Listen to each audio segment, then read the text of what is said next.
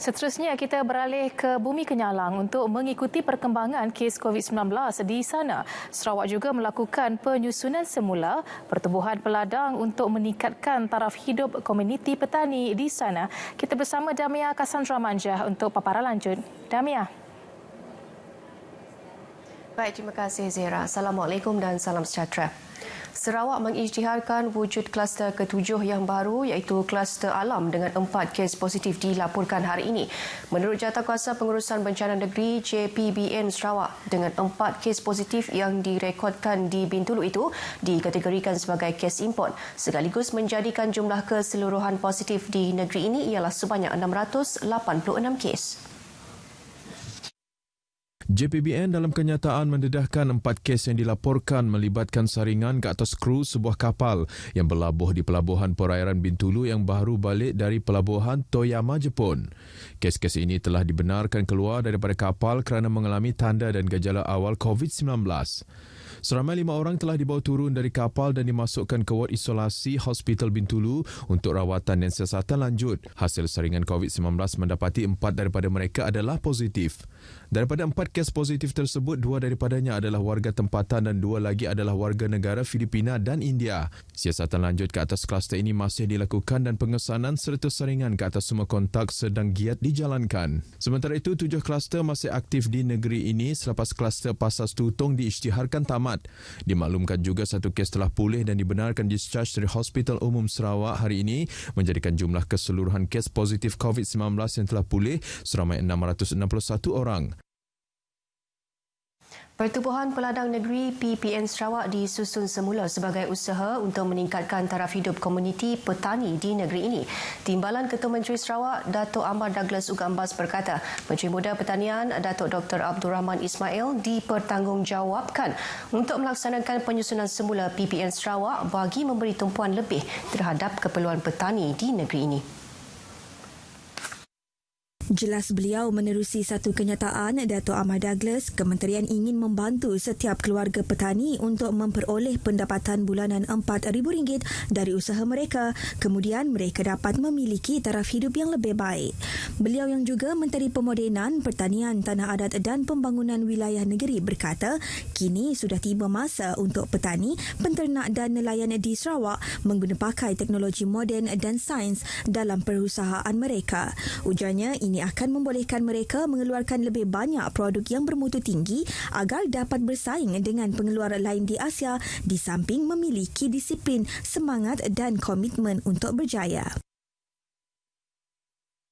Pertubuhan bukan kerajaan berpangkalan di Sarawak, Radio Emergency Drone Sarawak REDS, kini bekerjasama dengan Malaysia Amateur Radio Transmitting Society MARTS untuk mempromosikan rangkaian Radio over Internet Protocol ROIP di negeri ini. Presiden REDS Zainuddin Hamdan berkata rangkaian itu tidak memerlukan pembinaan menara telekomunikasi baharu atau pemasangan talian telefon tambahan, tetapi hanya menggunakan platform selular. Jelasnya, di mana sahaja isyarat internet dapat diterima, ia akan menghubungkan ke peralatan radio dan ini lebih murah daripada membina menara telekomunikasi atau meletakkan kabel untuk talian telefon. Menurut Zainuddin, ROIPS akan memperluas jangkauan komunikasi dan akan menjadi sangat penting semasa pengurusan bencana atau operasi menyelamat di lokasi yang mempunyai hubungan terhad. Ujarnya, dengan rangkaian 125 anggota di seluruh Sarawak, pihaknya bersedia membantu pihak berkuasa untuk memberikan kepakaran perkhidmatan komunikasi radio terutama semasa banjir atau bencana. Berikutan musim kemarau yang berlaku di negeri ini akhir-akhir ini, Zainuddin berkata beliau telah mengetuai Jawatankuasa REDS mengadakan kunjungan hormat terhadap pengarah bomba dan penyelamat Sarawak Khairuddin Rahman baru-baru ini untuk menjelaskan peranan yang dapat mereka mainkan sekiranya berlaku bencana. Seorang pemandu kereta pacuan 4 roda berjaya menyelamatkan diri selepas kereta dipandunya terbakar di hadapan Institut Latihan Perindustrian ILP Miri, Jalan Senadin, Kuala Baram sekitar pukul 11.33 malam tadi. Ketua Bomba dan Penyelamat Zon 6 Miri, Penguasa Bomba Kanan 1 Lau Poh Kiong berkata, sepasukan bomba dan penyelamat dari Balai Bomba dan Penyelamat Miri Central bergegas ke lokasi selepas menerima laporan pada pukul 11.47 malam. Menurut Lau Poh Kiong, setibanya di lokasi, pihak bomba mendapati kenderaan tersebut telah terbakar 100%. Jelasnya sebelum kejadian itu berlaku, pemandu itu berdepan detik cemas apabila kereta dipandunya mengeluarkan asap secara tiba-tiba dan gagal memberhentikan kereta ekoran masalah pada sistem brek lalu melanggar papan petanda jalan.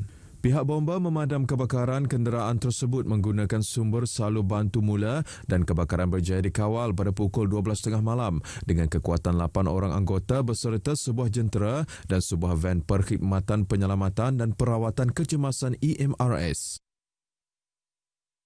Penduduk di seluruh daerah lawas kecuali kawasan Punang dan Merapuk akan mengalami gangguan bekalan air terputus sementara pada Sabtu ini. Menurut kenyataan media Jabatan Bekalan Air Luar Bandar JBAL, gangguan tersebut akan bermula pukul 8 pagi hingga 5 petang. Kenyataan memaklumkan tiada bekalan air sepanjang tempoh tersebut bagi memberi laluan kerja-kerja penyelenggaraan dan pembaikan paip utama bersaiz 700 mm. Pengguna dinasihatkan untuk menyimpan air dengan secukupnya serta berjimat-jimat untuk kegunaan harian.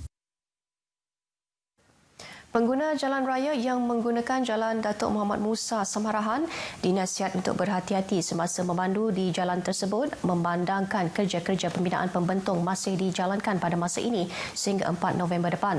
Jabatan Kerja Raya JKR dalam satu kenyataan memberitahu pengguna jalan raya diminta mematuhi segala pengurusan trafik demi keselamatan dengan perhatian khusus apabila lorong jalan ditutup separuh.